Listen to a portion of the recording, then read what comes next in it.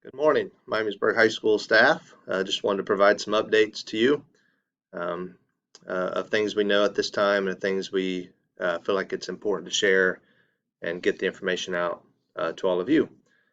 Just one thing before we get started. I know for me personally, I am really trying to focus and refocus and stay grounded on the idea of the culture that we're trying to build here at MHS. We did a lot of work on that last school year. And although it may not, school may look different this year, the culture and what we're trying to build here will still be true and still be what we're wanting in that culture guide that we released called the Viking Voyage. And that's something I'm really trying to focus on and go back to. It's helping me to stay grounded while everything else around us kind of changes and um, it just seems like things get crazier and crazier by the day. Um, I keep going back to that. That is the culture that we're trying to build, and that will be what I use to stay grounded throughout this upcoming school year. And that will also help me to make decisions um, for this upcoming and throughout this upcoming school year. All right, so let's get started here. Building return plans. As you know, the district has put out some district return plans. Um, we will be sharing this today. This document has really, it goes through all the procedures and different areas or events that we have in the building. You will see different things about arrival, dismissal, classroom cleaning, um, how we're handling devices, facial coverings, things of that nature. It's all in alphabetical order. Lockers, lunch, office areas, media center. So there's just a lot of procedural and routine information in this document. I will share this document with you later today, but it is a working document. It is not finalized by any means. And I'm sure there will be changes and adjustments made as new information comes in or as we read through it, or if there are questions, we'll adjust things to make it work for us the best that we can, at least for the high school. But that document will be shared with you. That should answer a lot of questions that might be out there. Hopefully, we have thought through and addressed many of those questions and concerns that we've been hearing about.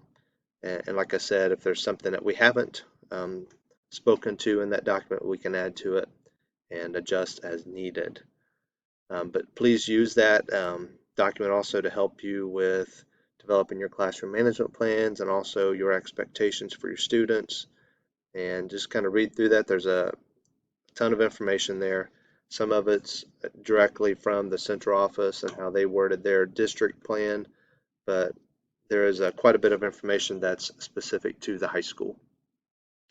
Also, we know there are a lot of questions out there that may have been answered, or maybe there are some that are unanswered.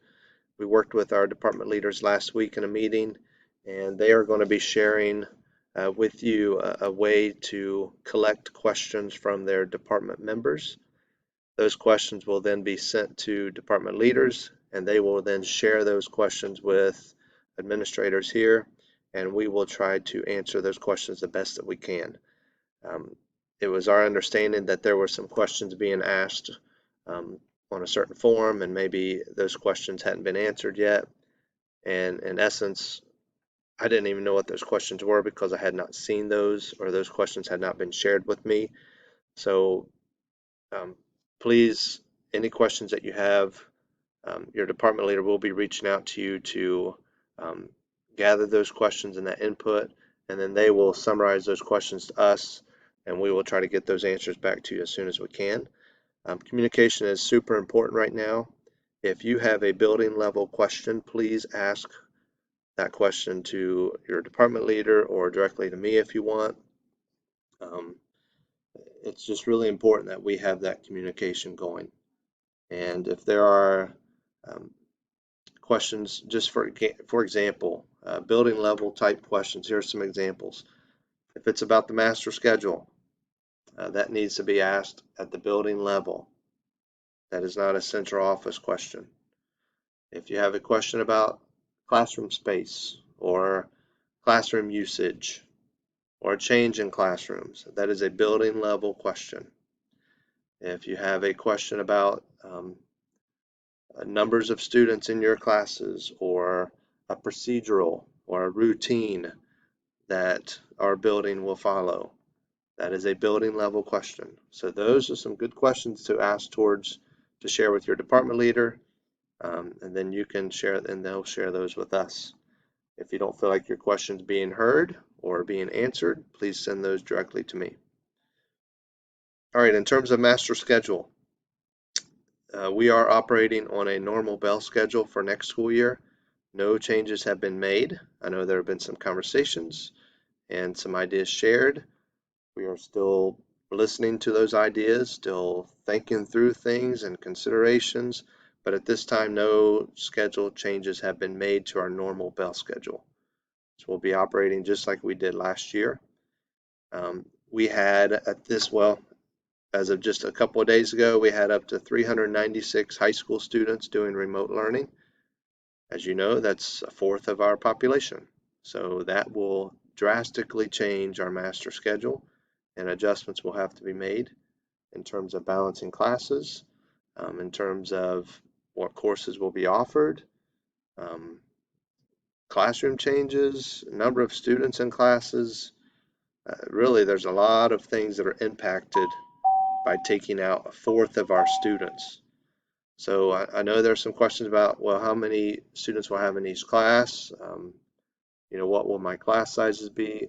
We really don't know that answer, and we just ask that you hang tight and be patient. We're kind of in a waiting period until those students are pulled out of our schedule, of our course load.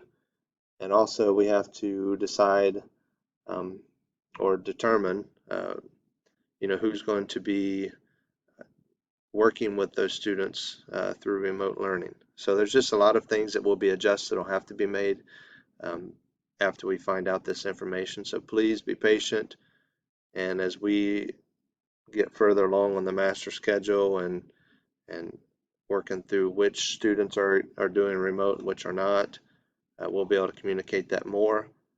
This most recent survey that was just released last week, again, that'll impact things as well. So we just have to kind of wait and see what those impacts are going to be and how we need to make those changes. Bird culture. Had a great question about our bird culture behaviors that I shared in our last update. Will those replace bird behaviors? The answer is yes. So if you go on the Viking Voyage document that was shared over the summer, and you look at, I think it's page 3 in that document, the bird culture, this goes into our belief statements, our behavior statements, and our outcomes. Those behaviors are the behaviors that we will be teaching to our students.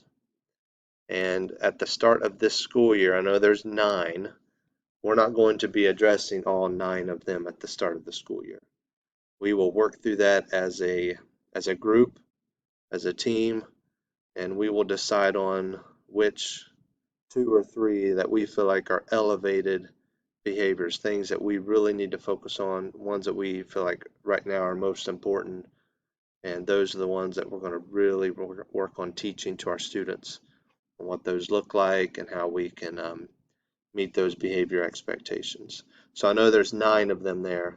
I don't want you to panic and think you have to teach all 9 of those. You can definitely include all 9 of those in your conversations and in your classroom management plan. I would encourage that, but we're not there yet with certain one of these behaviors, like setting goals. I know some of you do that, but as a building, as a whole, we're not there yet. So we're going to have to decide as a group which behaviors we want to elevate and really focus on at that start of the school year, and then we'll go from there in terms of those behaviors. But yes, the Berg behaviors can be replaced by those Berg culture behaviors, and we're going to be getting some posters and things to visualize that, to make it visual for our students and our staff throughout the building. All right, so classroom management plans I mentioned, those bird culture behaviors, really anything in terms of this page here that you can work into your classroom management plan. I highly encourage that. Um, this is going to be a major focus for us this school year and years to come. Also, your essential questions that we mentioned in the last update and that have been shared with you. These I would definitely go through and kind of think through your answers to these questions, what that might look like in your classroom. Doesn't mean you have to write all of these out or put them word for word in your classroom management plan, but these are considerations you should definitely think through and some procedures and questions you should answer prior to the start date of our school year. Our building return plan, you might want to use this also for part of your classroom management plan and think through a lot of those areas or events. And then one thing that has been coming up are mask breaks. There's a different comfort level in terms of allowing students to take a break from wearing their mask. I know personally there's times that it gets to me and I just need a break from having the mask on. Other people are fine, they can wear it for hours upon hours. But it just might be something you want to consider and have what you would do if a student asks for a break, if they step out in the hallway for 30 seconds, or um, if you allow different parts of your classroom to be an area where they could take a break. There's a lot of different answers that might be out there, but just think through it and consider it and what you're going to do if a student does ask for that potential mask break. All right, our professional learning and collaboration plans. Basically what I mean by that is before our students return to school, we're going to have, I haven't seen the final calendar yet now that we've pushed our start date back to September 8th, but it looks like we're going to have 1 to 2 weeks, probably looking more like 2 weeks together before the students come back. So I and our administrative staff here and working with our leadership team and hearing input from all of you and questions that you're asking, we're putting together some plans for those days and what that's going to look like. Some of that will be building focused, some of that will be central office focused, but we're going to do the best we can to come up with some ways to get you collaborating and working together on some of the different challenges that we're going to face for this start of the school year. And we'll be working on those and hopefully sharing those out, or at least a framework of those ideas soon. Again, thanks for listening. I appreciate all of you. Appreciate all of you who are really stepping up and being leaders out there and helping each other out. And it's always nice to see how different teachers are helping out other teachers and staff members are helping out the staff, and really appreciate your flexibility, your willingness to work together and be patient. And I know it's trying times, but we are continuing to work and try to make this the best that we can for our staff and our students. Thanks, and have a great Monday.